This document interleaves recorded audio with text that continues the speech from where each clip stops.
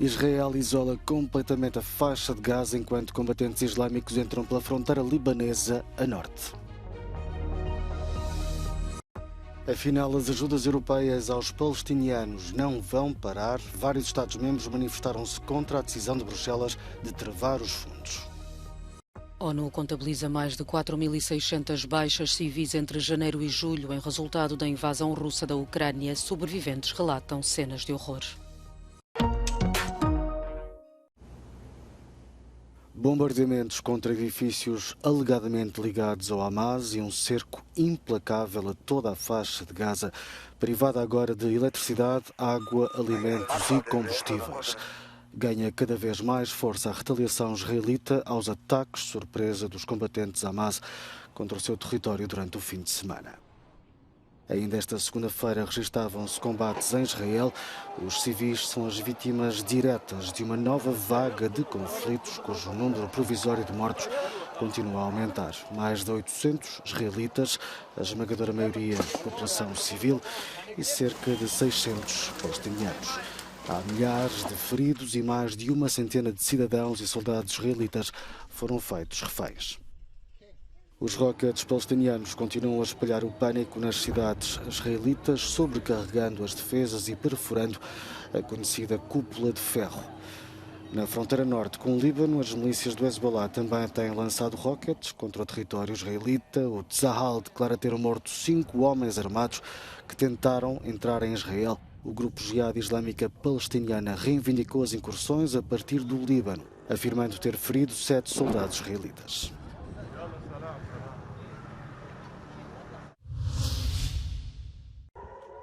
Primeiro, Bruxelas anunciou a suspensão das ajudas europeias aos palestinianos. Quase logo a seguir, fez marcha atrás porque houve Estados-membros que não foram consultados para a decisão a reagir vigorosamente contra, nomeadamente a Espanha, a Irlanda e o Luxemburgo.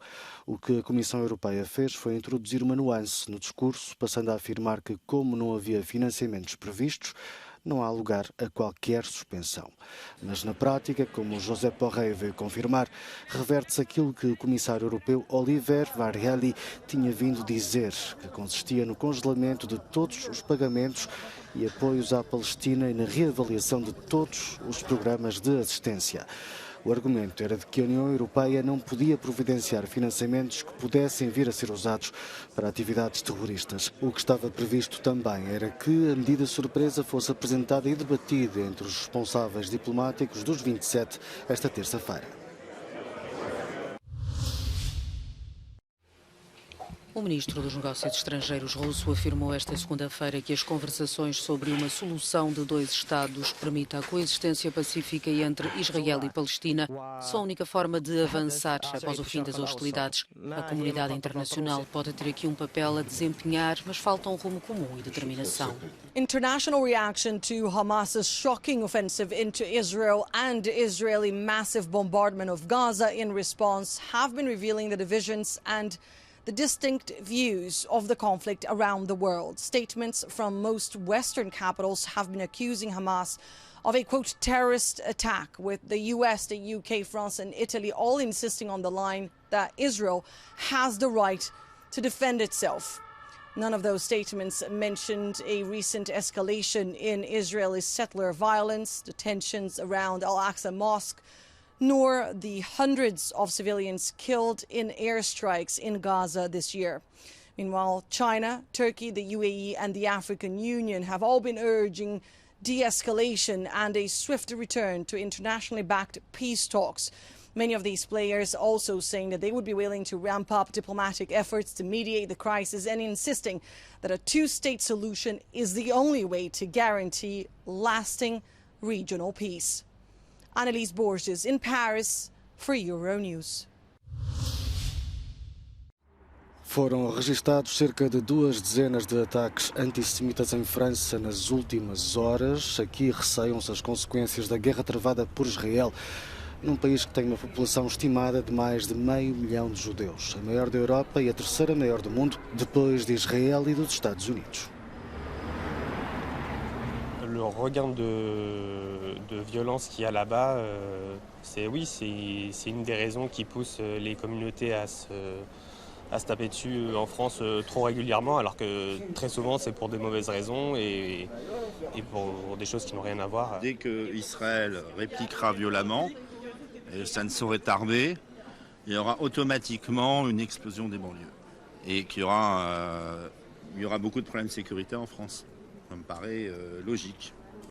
O ministro do Interior ordenou o reforço da proteção policial em sinagogas e escolas judaicas, sobretudo em Paris, mas o governante salienta que para já não existe uma ameaça real contra a comunidade em França.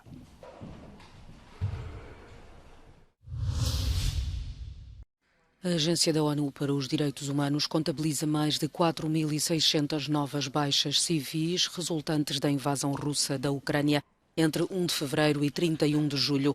Os sobreviventes relatam cenas de horror. The testimonies of survivors describe unimaginable cruelty, including terrifying accounts of electric shocks, sexual violence and severe beatings, which in some instances led to broken bones and smashed teeth.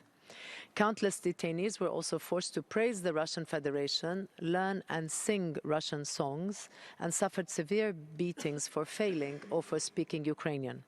Appalling detention conditions, including food and medical shortages, poor living conditions, and sleep deprivation, persisted. No total, a ONU registrou quase 10.000 civis mortos, números confirmados, mas acredita-se que as perdas sejam muito superiores.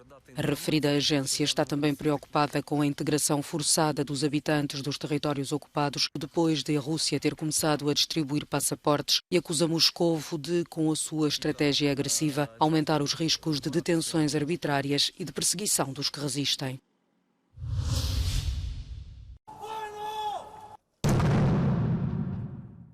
Uma missão da NATO que treina soldados na eliminação de bombas é uma parte crucial dos exercícios multinacionais de apoio às Forças Armadas ucranianas.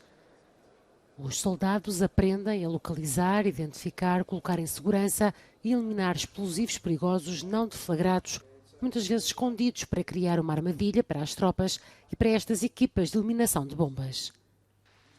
Há mais de 20 anos que o Northern Challenge é um exercício anual conduzido pela Guarda Costeira Islandesa. Este ano envolveu 16 países e mais de 400 participantes, incluindo o Corpo de Fuzileiros Navais dos Estados Unidos. Here we're trying to give everyone, all the EOD teams, the experience of real-life scenarios that are occurring worldwide in a training environment so that they can learn what those items are, how to defeat them safely, and ensure the safety of their fellow troops. A lot of times in Iraq or Afghanistan it'd be very basic homemade type things, where today we're seeing more conventional munitions employed in an improvised manner. The threat stays the same and the way that we treat a lot of those stays the same.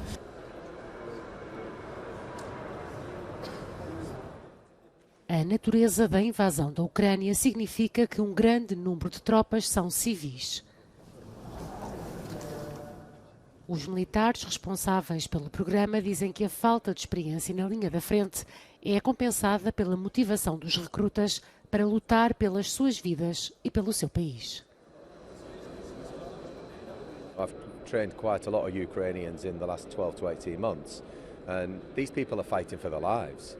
It doesn't matter what they did before. They think way differently than we do. We're preparing for something. They're fighting for their lives. Their willingness and desire to learn as quick as they can so that they can go back home and either save lives, protect lives, or ultimately push Russia back out of their country. You know, there's no greater impetus than that. Os ministros da Defesa da NATO reúnem-se esta semana em Bruxelas no encontro onde participa pela primeira vez o recém-nomeado ministro da Defesa da Ucrânia, Rustem Umerov. O fornecimento constante de armas continua a ser uma preocupação fundamental para Kiev, especialmente depois do acordo para evitar a paralisação do governo dos Estados Unidos ter travado os apoios à Ucrânia. A primeira volta das eleições autárquicas e regionais na Grécia terminou com uma gigante abstenção. Nas regiões e municípios onde governadores e presidentes de Câmara não foram eleitos, volta a votar-se no próximo domingo. Ainda assim, o partido no poder, Nova Democracia, dominou os escrutínios, apesar das críticas à resposta às recentes catástrofes naturais. Νομίζω ότι δεν υπήρχε κάποιο συγκεκριμένο μήνυμα σε αυτές τις εκλογές. Απλά βγήκαν κάποια συμπεράσματα επιβεβαιώνοντας κάποια πράγματα τα οποία είδαμε και στις εθνικές εκλογές. Το πρώτο είναι η κυριαρχία του κυβερνώντος κόμματος στο εκλογικό σκηνικό. Ένα δεύτερο συμπέρασμα μικρό είναι το γεγονός ότι η Κασελακιάδα και αυτό το γκέλ το οποίο έκανε ο κύριος Κασελάκης στα μίντια αλλά και σε κάποιους ψηφοφόρους του ΣΥΡΙΖΑ δεν το βλέπουμε σε επίπεδο εθνικού εκλογικού σώματος. O principal partido da oposição, Syriza, não conseguiu capitalizar em satisfação popular, talvez porque tem há apenas 2 semanas um novo líder.